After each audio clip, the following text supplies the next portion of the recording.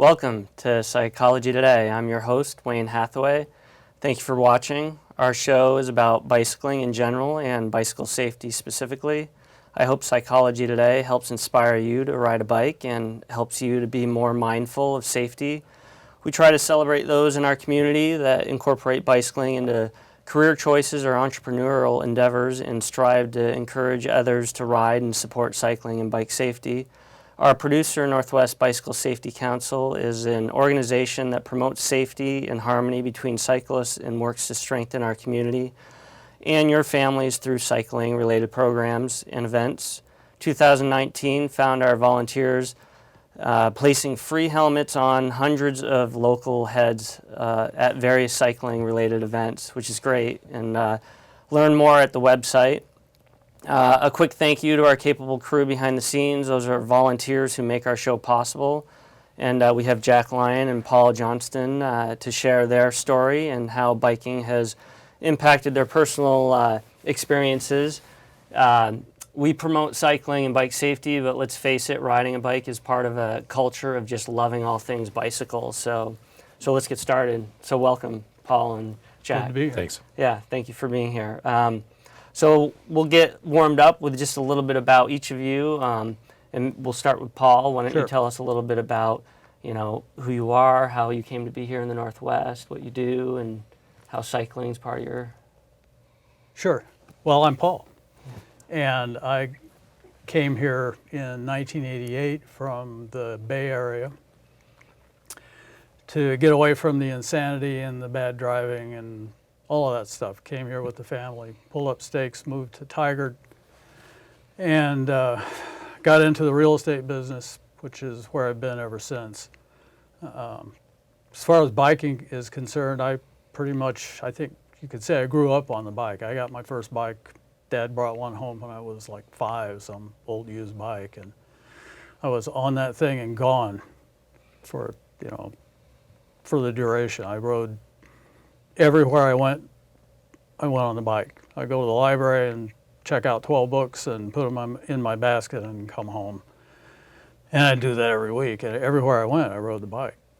Of course, in those olden days,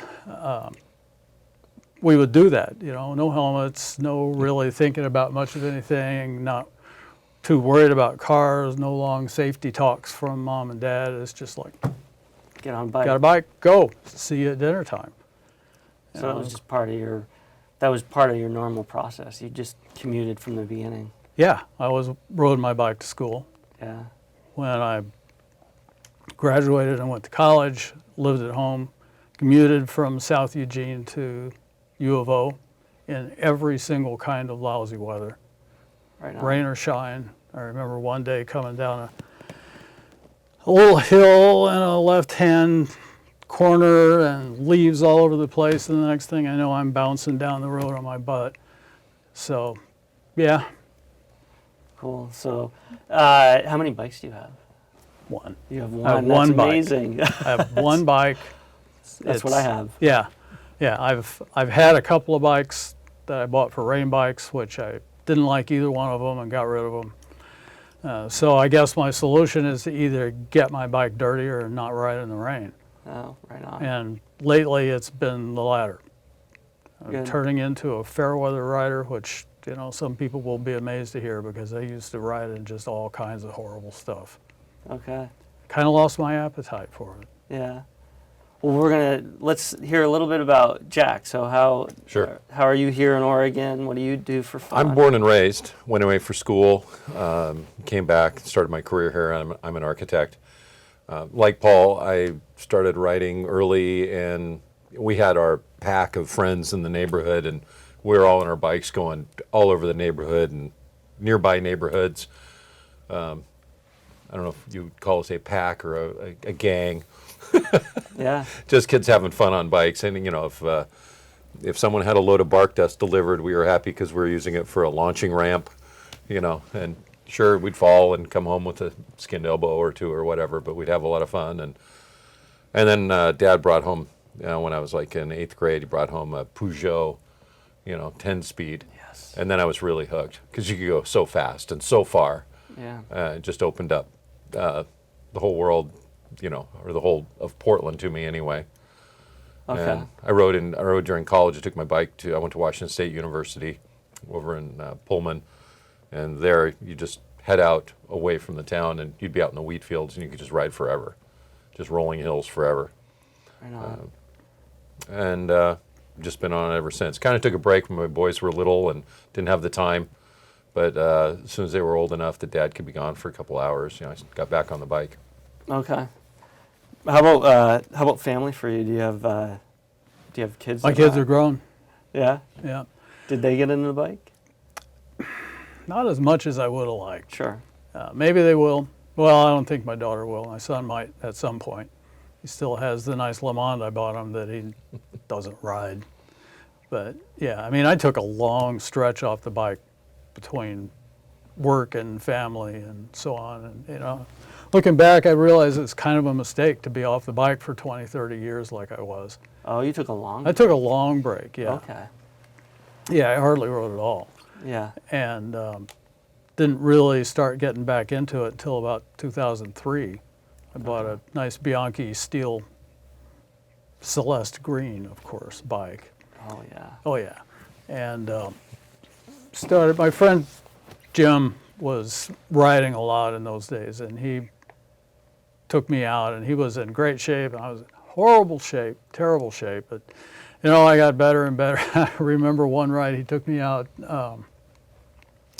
left from the Hillsborough City Park, went out Gales Creek, and you hang a right there across a little bridge, and he says to me, okay, so after this bridge, there's going to be a little hill.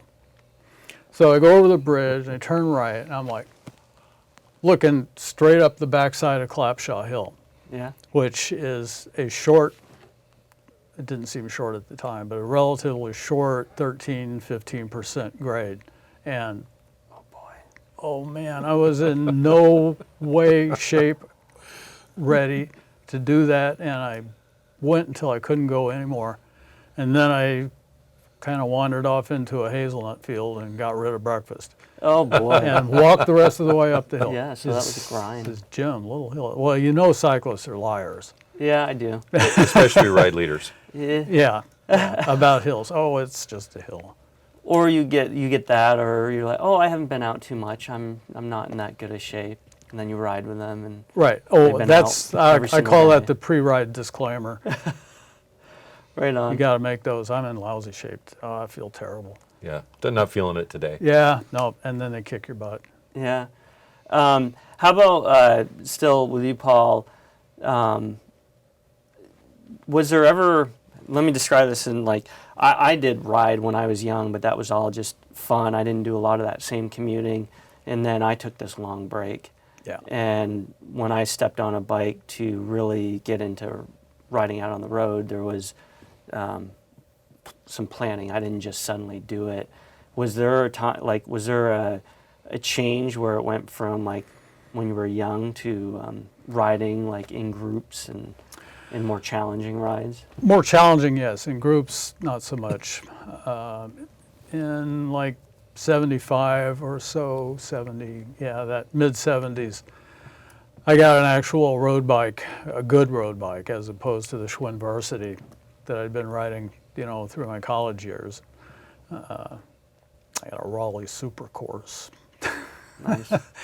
But I was living in Berkeley at the time and discovered the East Bay Hills and did a lot of riding out there. And of course, at that age, you can go forever. And I didn't really consider anything less than 40 miles to be worth doing. Yeah. So, but not that I knew it was even 40 miles or, no bike computers or anything like that. Yeah. It was your basic 10-speed bike. Yep. Go out for a Back in few those days, hours. you'd just ride until you were lost, and you'd find someone ask where you were, and Pretty much. and then find out how to get home. Yep, that was about right. I'd just go out and not know where I was going to go, and a couple, 3 hours later, I'd end up home.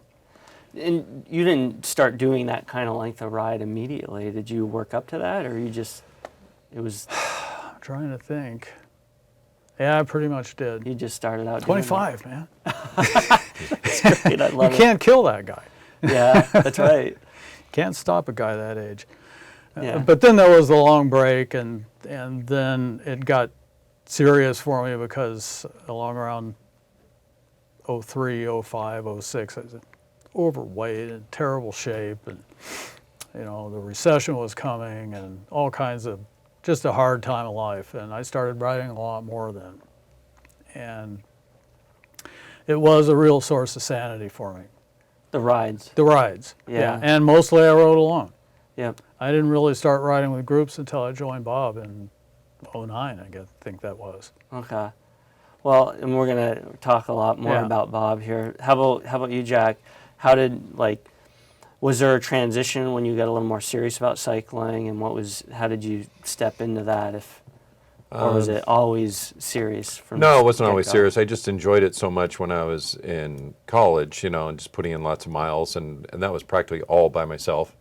And then later, after starting family and doing all that, and I got back into cycling after the boys were old enough and starting to do their own thing. It's one of the best stress management tools there is. Yeah. And just some time on the road, and you're out in nature, which is psychologically great for you. And if depending on where you ride, it's scenic, it's pretty. There's challenges. If you want the physical challenge, you can try and go faster on your rides. You can climb hills. There's whatever you need to get out whatever's inside, and it gives you the time away from the phone, away from screens, away from everything, and just to be out and think through what you need to think through, and enjoy being out. Yeah, right on. You touched on that. What I experienced, the same thing. I didn't realize that what I was when I started riding, that it was going to be that kind of tool to be able to relieve stress and get away from the noise. So that I love when I hear other riders talk about that benefit. And I think when you add the group to that, if you have riders of the same ability and everyone's a pretty positive group, I know our group is, everyone's really a positive, outlook, everyone's encouraging everybody. And I mean, the guys, will bust each other's chops and, tease each other or whatever a little bit. But that's all good natured, having fun. And I think that just adds, that camaraderie adds to the enjoyment of the ride. Yeah. How about with the equipment for you? Was there, when you started getting more into it, did you invest a little bit more in the equipment and make sure that you had everything you needed to get out on the road anytime you really wanted to? Yeah, if you're riding by yourself, you need to take those, how do I fix a flat? And, I had one bike built. It was a Bridgestone back in the days. And I'm a fairly big guy. And I built it too light, and I was constantly breaking spokes. So, I'd have spokes taped to my chainstays so I could side of the road, fix my wheels. And, if I was on big climbs, I'd hear a ping. Oh, I knew in time to fix a spoke. There goes another spoke. There goes another spoke. So I went through a couple Bridgestones, and then later I got a felt, which I really liked. And so I continually kind of upgraded the bike. And then I made a big leap to a full carbon everything. Shimano, Ultegra, all the bells and whistles bike a few years ago. And it's a pretty great machine. I aspire to be worthy of my bike. Right. Did you, same question that I asked Paul, did you have to gradually kind of work up your endurance as you were going? Sure. Now, when I was riding back in college, no. I mean, Right. you're that 20-year-old that's, there's no limits. Once you get into middle age, and you have to get in shape and maintain that and start thinking about your diet. And, because, if you can drop those 5 pounds you need to drop, well, then that's 5 pounds you don't have to take up every hill. Yeah. But I was more conscious of that and just health in general. And it's kind of inspired me to, stay in shape, and because I never want to be the last one up the hill, especially if I'm leading the ride. Wait for your leader. I must catch them, for I am their leader. Einar Traw said that. Is that it? That's an Einar, yeah. Say it again. One of the older guys that we ride with, his name is Einar. Okay. And he's the guy who said that, chasing along behind a group of people. I must catch them, for I am their leader. I love it. Do you ever find similar to what Paul was talking about, kind of a lull in your motivation to go, and like how do you? Yeah, it's That'll- usually weather and daylight are my limiting factors. This time of year, even if you get a good day and you think, oh, great, I can ride. Oh no, I finish work at. Oh, I'll finish up at 4 today, and maybe I can sneak out for an hour before it's dark. Okay. Because riding at night and at rush hour is not a great time of day, and then the weather right now is just not that great. And I'm more of a fair weather rider. Okay. Yeah. I do have a bad weather gravel, rain bike that I'll ride during the winter. And will you get out sometimes during the? Oh winter? yeah, today I was dying to get out just because we had a pretty dry day. We did actually. Yeah, but I had a deadline, so couldn't even sneak out for a quick one at lunch. Yeah. Do you? So it sounds like your equipment for riding in the winter months might be a little bit different, even a different bike for you. Yeah, and then of course clothing and people, the manufacturer's done a great job of keeping us dry and warm. It's just putting that right combination together. What are the odds it's going to rain? Do I just stuff a thin rain jacket in my back jersey pocket, and because it's only a 20% chance of rain, and that's just sort of my insurance policy. Or I know it's going to rain, but I really want to get out, so I'll just put on the rain jacket and the rain pants and plan on it raining. And you actually, we had an email exchange regarding safety tips, and you had a pretty lengthy list. I still have it right here. And you can pull that out, or I bet you can remember all of that too. Oh, we'll see. What kind of suggestions, would you make, or you made some very specific points that I think were great to Regarding safety. riding in the rain in the dark, That aside from maybe not do it.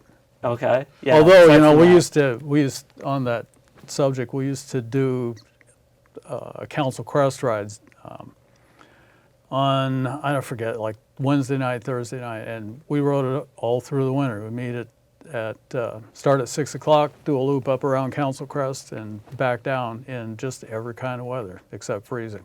Except freezing. Nobody wants to do that anymore, Yeah. including me. But yeah, as far as safety is concerned, the story is where it started for me was a ride I was leading out off of Larch Mountain about 7, 8 years ago.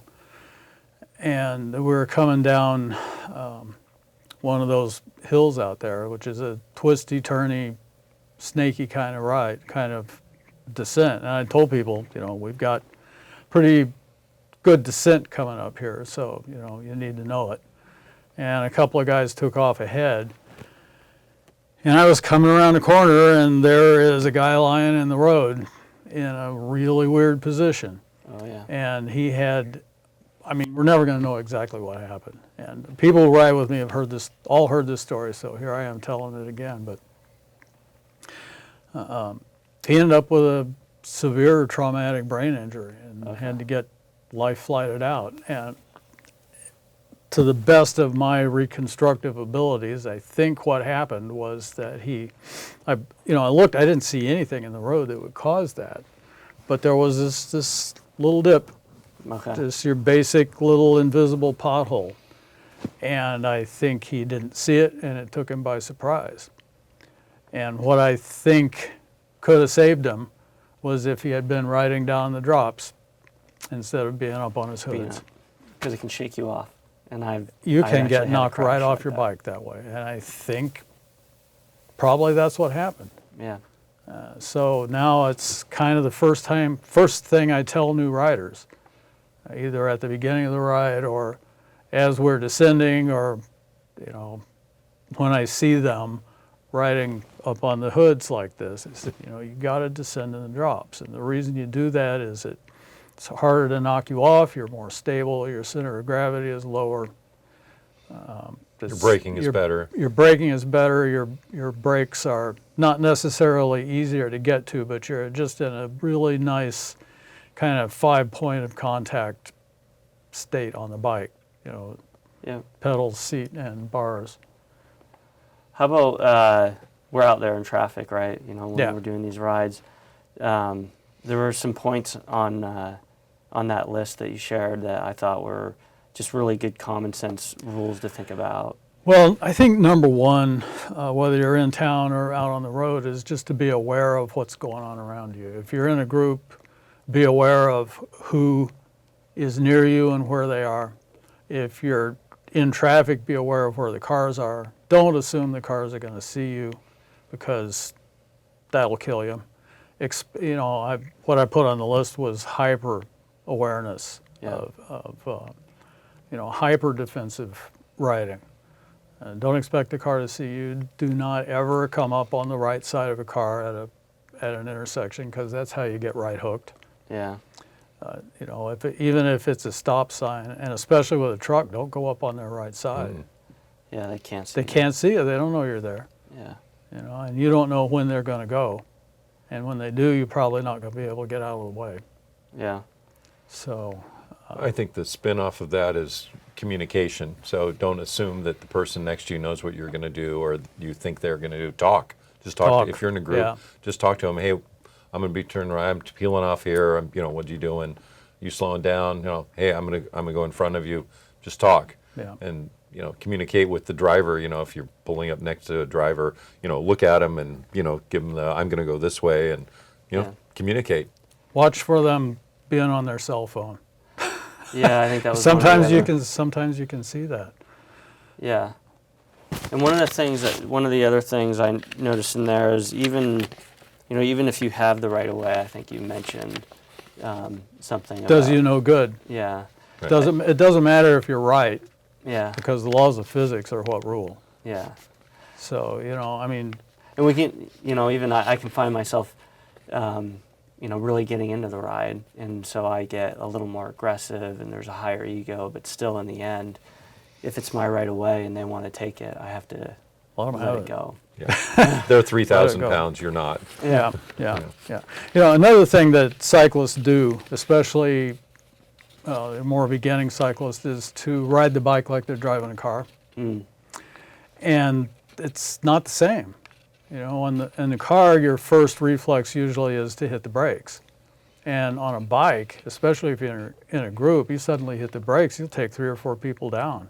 Yeah. Because in a group, we ride close together. We ride so close together that we're really dependent on each other for our safety. Yeah.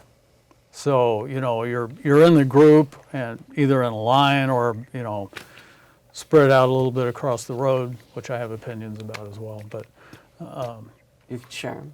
yeah, well, and you see an obstacle in the road ahead of you, the first thing you do is call it out. If you don't have time to point it out, you call it out. And if it's going to kill you if you hit the brakes. Otherwise, go around it, go through it. But, don't grab a fistful of brakes for anything less than a real emergency.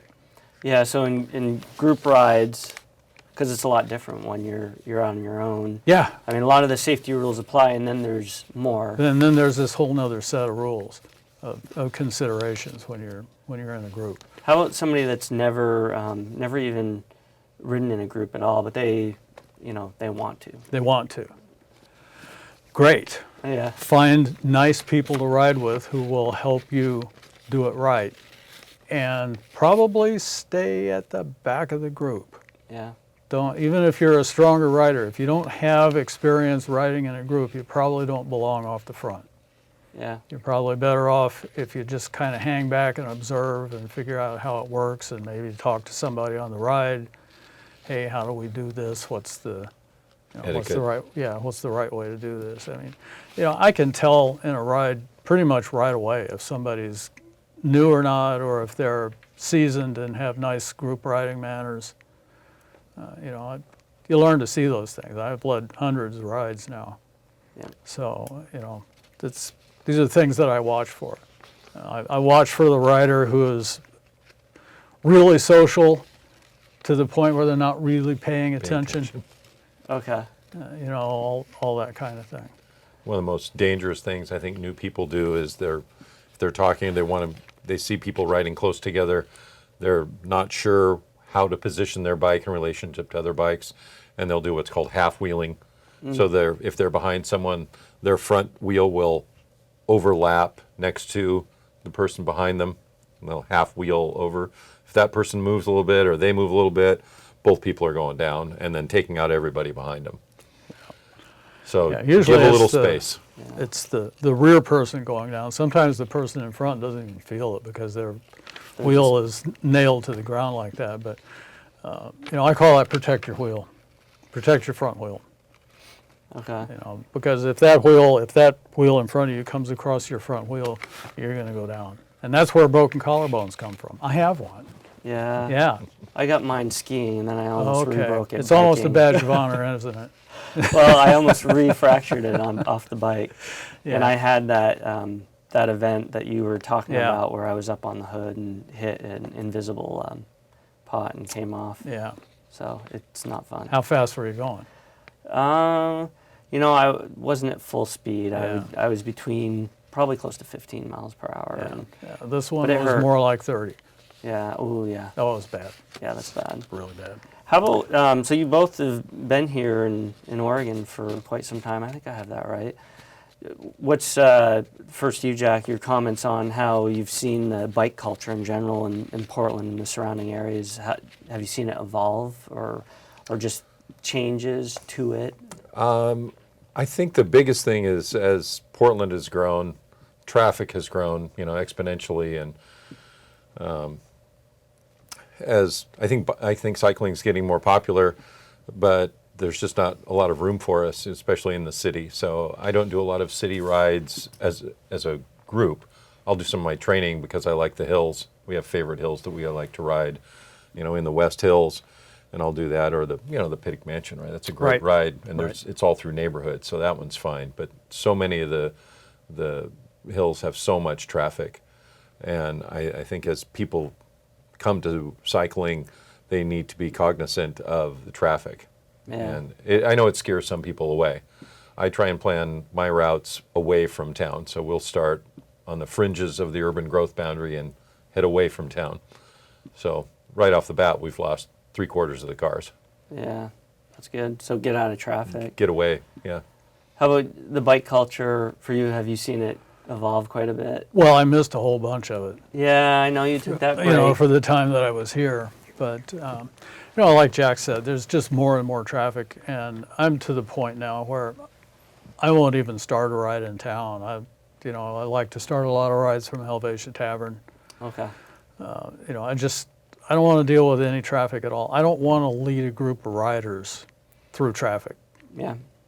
And, this is one of our challenges with having beginner rides is that we don't really have good routes for them out of town. Okay. So that means we got to lead them through traffic, through city streets.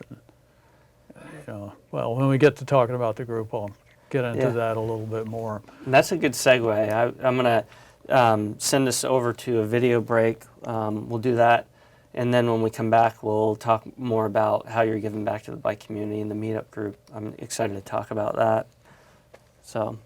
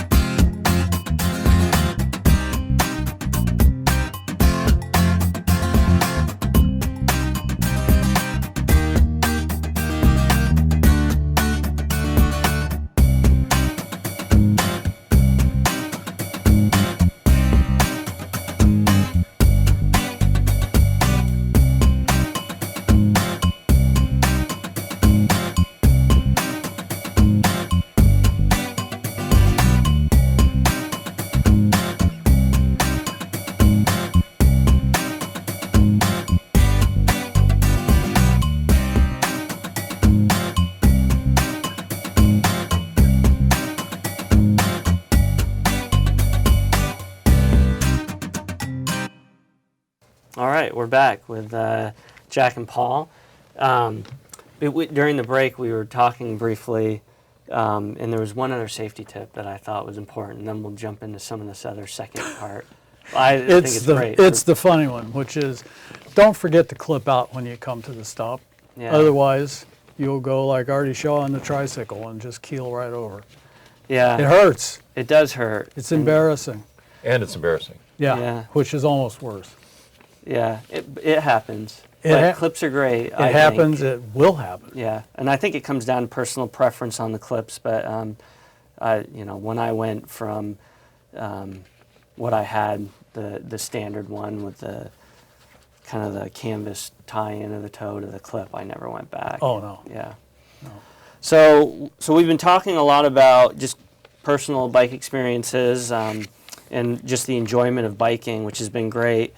Now let's hear about how you're giving back to the community, because you alluded to it a little bit at the beginning, but tell us about the movement, is what I like to call it. The movement. The movement, yeah. The bicycle movement, the Yeah. bikey goodness. Yeah, how you've actually invested in it. So what's the name of the group?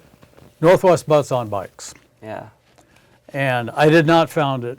I don't know who founded it. Its beginnings are somewhere back there. I heard it was a group of people maybe in Tualatin, but I joined up in fall of '09, and at the time it was led by Brian Escher, and it was kind of a, I don't want to call it a party group because it wasn't, but it was a very social group. Yeah.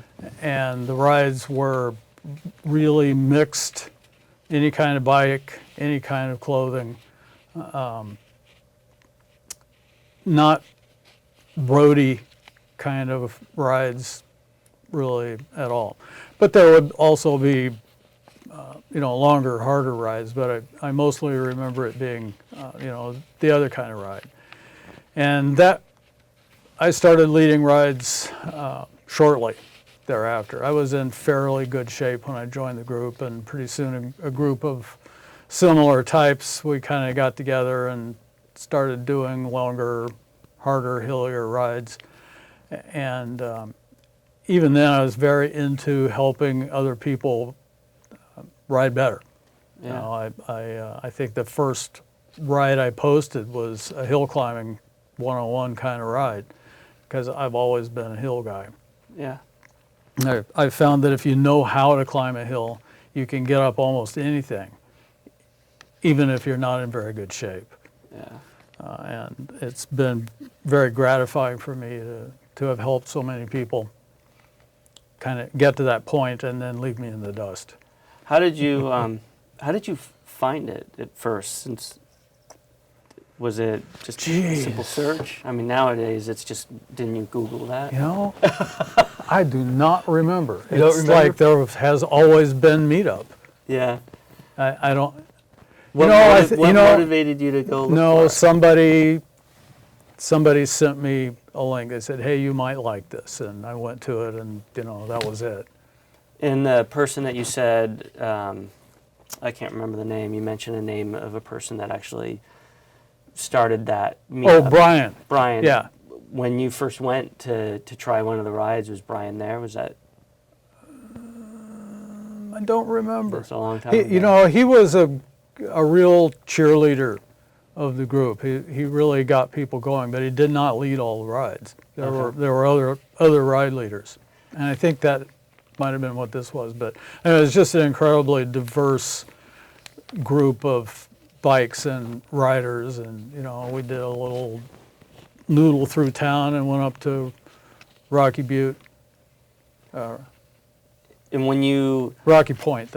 Rocky Butte, not Rocky Point. That gang would never have made it to Rocky Point. Oh, okay. Yeah. I can make it to Rocky. You can. Of course you can. Yeah. Oh, I love it.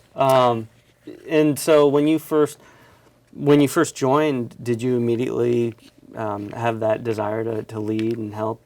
Oh, not really. I was just along for the ride. Okay. But as things progressed and as more challenging rides got posted, and as my competitive juices got flowing a little bit, I realized, hey, there's a lot of fun to be had here, and And I'd like to do more of this kind of ride, so if I want to do that, then I guess I better post it. Better post that. Yeah.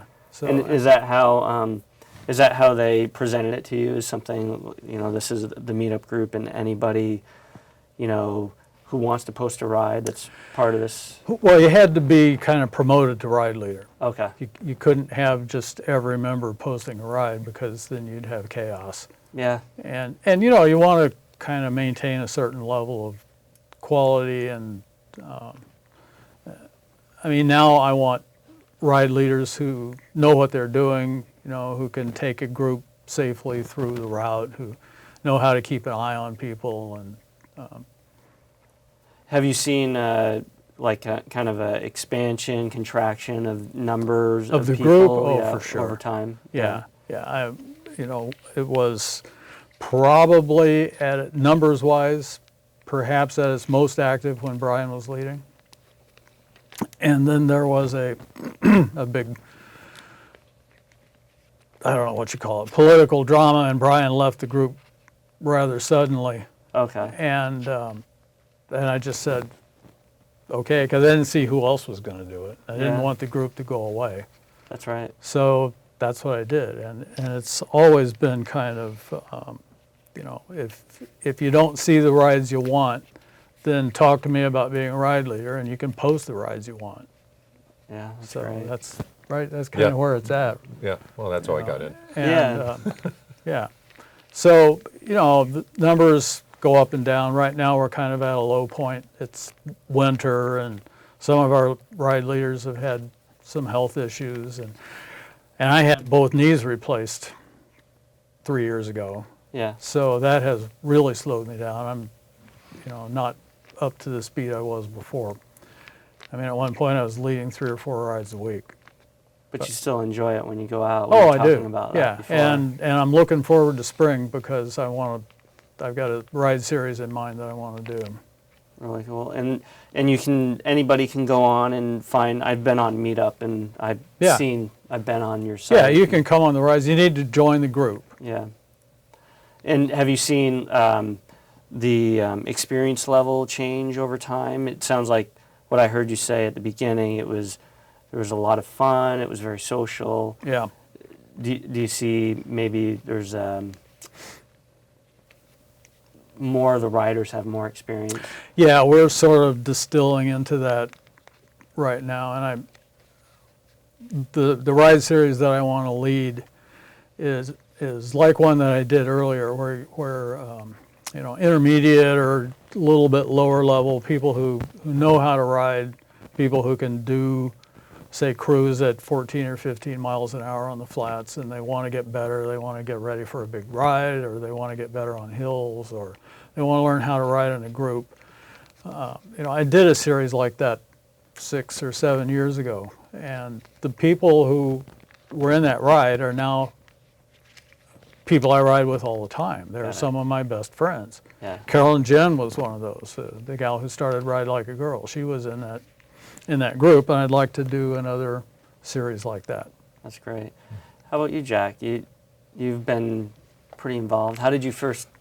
I got involved, someone I met at the gym is one of our other ride leaders, and he was like, oh, you should come on my ride this weekend, and go on Meetup and find Northwest Butts on Bikes and join and, do the thing. So I started riding his rides, and Adam leads what he calls true intermediate rides. That's his phrase for them. It's funny. And they're sort of the 15, 16 mile an hour, some climbing but not too much, some distance but not too much. True intermediate rides is probably a pretty good term. Pretty good. And there were a number of people, probably half the people going on on Adam's rides that wanted, harder rides, more advanced rides, faster, more climbing, what have you.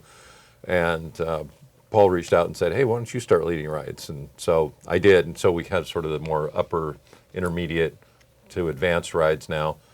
And I started leading those, and I was leading 1 or 2 of those a week. And they'll now range, the beginning of summer, they'll be 40, 50 miles and 2,500 or 3,000 feet of climbing. And by the end of summer, we're doing 60 miles and 4 to 5 or 6,000 feet of climbing Wow. on a Saturday ride.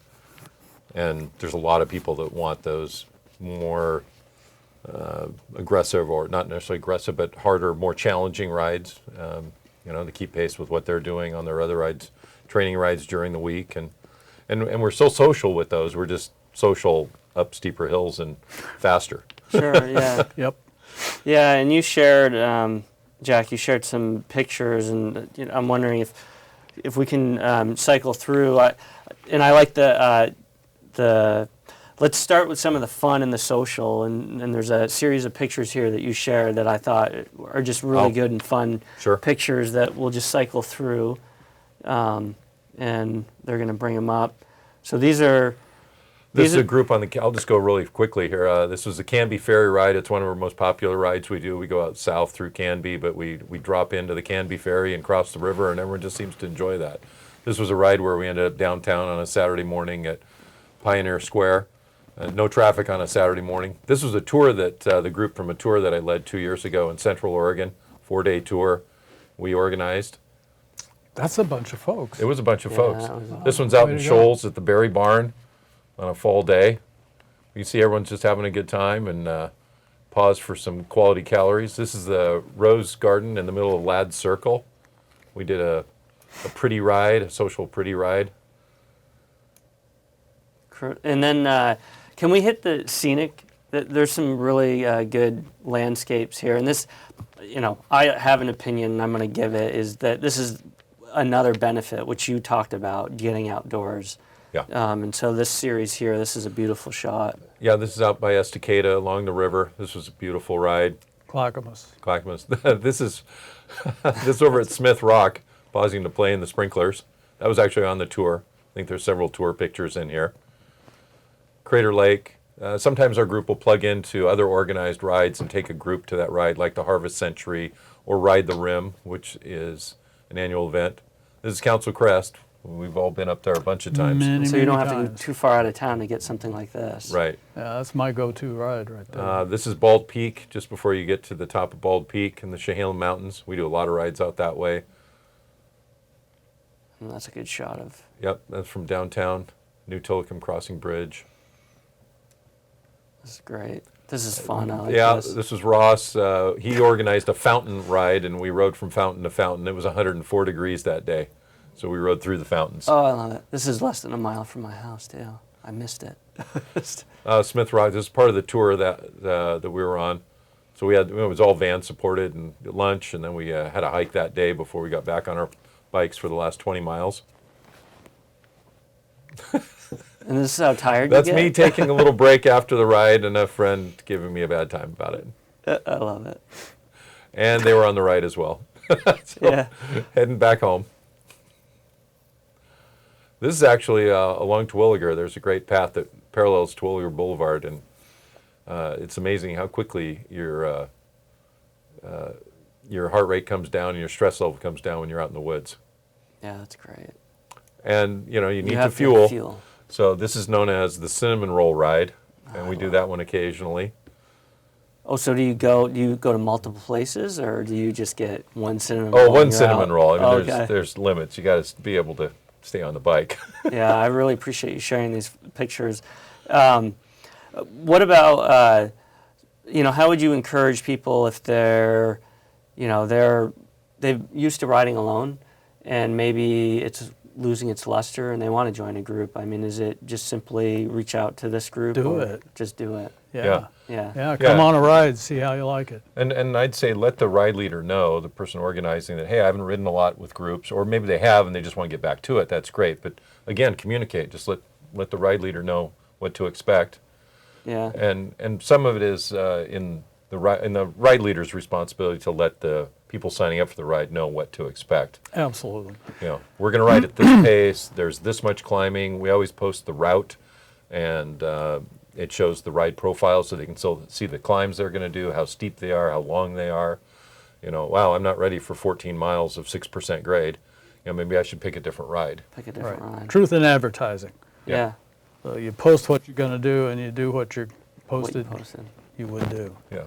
Yeah. And, when there's a new person on the ride, I generally always ask them, if they have group riding experience. You know, is this your first ride in a group? Have you done much of this before? Yeah. And you know, then I'm available to help out if they need it. Keep an eye on things. That's great. Yeah. If we get spread out too much, if I'm leading the ride, I'll drop off. I'll make sure someone in front knows the route and continue Right. on, and I'll just float to the back and check on people, Yeah. ride back up. The ride leader actually gets to ride more than the ride. That can happen, unless you're leading from behind, like I do Yes. a lot Like these days. sometimes. Okay. But yeah, we have a no drop policy. We don't just go off and leave somebody dead by the side of the road. Okay. That's you know. good. And you know, we kind of like for the riders to have the ride leader's number so that if they get in trouble, they can text or call. You know, I've been known to go back a long ways to try to find a missing rider. Yeah. Yeah. On my last few rides, what I've done is just at the beginning of the ride, when I'm giving my little pre-ride talk and pointing out, we've got a couple of road crossings we really want to be careful on, and you know, and it's a tricky turn you can miss, and those sort of things. Well, I'll have everyone get out their phones because everyone's got one. I'll give them my number. Text me your name. Yeah. So if I know someone's missing, I've got it right there in my phone. Boom, I can call you Yeah. right now. Yeah. It's just the easiest thing to do. Yeah, that's great. How about some of the multi-day tours that you're doing? So you've got some coming. Do you already know of some that are coming up? I'm planning one for this summer for Southern Oregon. The last one we did was Central Oregon, and the Central Oregon Visitors Association helped us out with that. Some planning, and they contributed to our jersey, which was nice.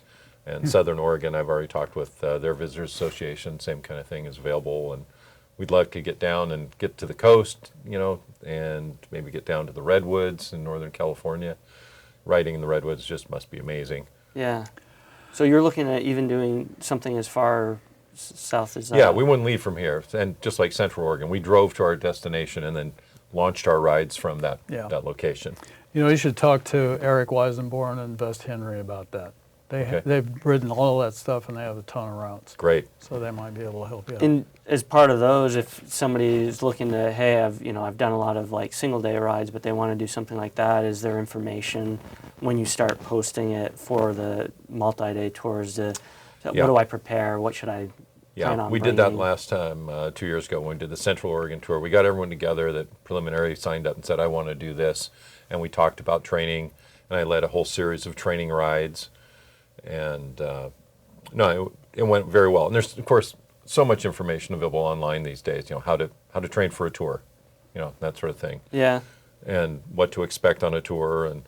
And I've done tours, quite a few tours, and camping is something I enjoy, but not while I'm cycling. So our tours are stay in a hotel with a nice bed and a hot shower and a swimming pool, preferably a hot tub, and restaurants nearby. Now you're really promoting it. Yeah, really. And we're just covering costs, so they turn out to be very inexpensive. Yeah. There's quite a bit of riding that goes on kind of outside the group. You know, a group of riders will get kind of tight-knit, and, you know, they'll text out, we're going to do this ride, come along. And about this time last year, a group of us did Death Valley. Oh, really? Yeah, while you guys How were was having that? a snowstorm, we were in Death Valley. It was fantastic. Really? It was great, yeah. What kind of Yeah. temperatures? I always Well, it was chilly up top, yeah. you know, because you're, 3,500, 4,000, 4,500 feet above the valley. Yeah. And then down in the valley, of course, you're below sea level. Yep. It involves a lot of climbing.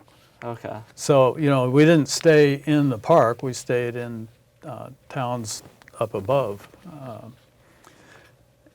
Yeah, it involves a lot of climbing. It was probably the hardest climb I ever did was the Town Pass climb. And I was in no better shape than I am now and 20 pounds heavier. Right on. That was 9 miles of 9% Oh, boy. with no break at all. It was 4,500 feet in 9 miles. What's your favorite ride out here? You know, I keep going to Helvetia. Do you? Yeah, I do. Do you Kinda get a my- burger before, or do you? Oh yeah, right. We get burgers and beer, and then we go climb hills. Okay. Yeah, that's big fun. No, But kind that's of the ride that I have run for years now, the Hills of Helvetia, is a Tuesday ride, and lately there's two groups. There's a gang of hammerheads who go out and do, twice as much climbing as the rest of us. And then I lead a slower group. Yeah. We do what we can, and they go out and kill it. Uh, And then we meet up at the tavern for burgers and fizzy drinks. so that's your post. That's your recovery. That's after the ride. Right on. Yes. How about you, Jack? What's your favorite ride? One I've only done a few times, but I really, really like it. It's Timberline Lodge. I've started in Sandy and ride to Timberline Lodge. It's just kind of a relentless hill ride, but it's so beautiful, and you have such a feeling of accomplishment. And a couple of years ago, as part of the training for our tour, my ride buddy and I, we decided to do 3 really big climbs in 3 weekends. So we went and did the St. Helens ride, the Mount Adams ride, and then Timberline Lodge on 3 consecutive Saturdays. Oh, that's great. That's And, great. Yeah. Was that part of the meetup too, or was that your own? No, well, the Mount St. Helens and the Mount Adams are organized rides that we just plugged into. Yeah. And we let the group know that, hey, a group of us are going to go ride, participate in those, and then people pay their own costs for those organized rides. Yeah. And then the Mount Hood ride, isn't an organized one, so I led that as part of Bob. Out that way, I should add, another favorite ride is Lolo Pass. Sure. Oh, okay. I've heard that one. Boy, that's a beauty. Yeah. Yeah. Well, we are out of time, but I really appreciate you guys coming on. It's fun. Meetups.com, and let's see, it says Rubber to the Road is your hash. Number 2. Yeah, number 2. Or just Google Meetup Yeah. Northwest Butts on Bikes. All right, well, we're at our time. Thank you, the viewers, for joining us. Northwest Bicycle Safety Council promotes safe ridings, both by obeying the laws and by riding with a level of skill. You can visit Portland bicyclingclub.com, Portland Bicycling, to learn about rides for this year. There are many slow and easier rides to help you test the cycling waters, so bring your bike and a helmet. And by riding with others, you can increase your skill, learn new routes, learn to ride in groups, learn about other rides and events, and make new friends, so please investigate. And also, we encourage you to set some little goals and let other cyclists help you attain them. Don't forget to like us on Facebook and follow us on Twitter. And when riding with a group, or when you find yourself in a group, be sure to use your voice and arm signals to indicate that you are slowing or stopping. And we talked a little bit about that today. And communication and proper protocol can prevent a crash. So not to mention, everyone around you will appreciate knowing your intentions. So hand signals are the law. If you have a child in your life learning to ride, they should practice this as well. So check out our website at northwestbicyclesafetycouncil.org and learn more about us. Thank you.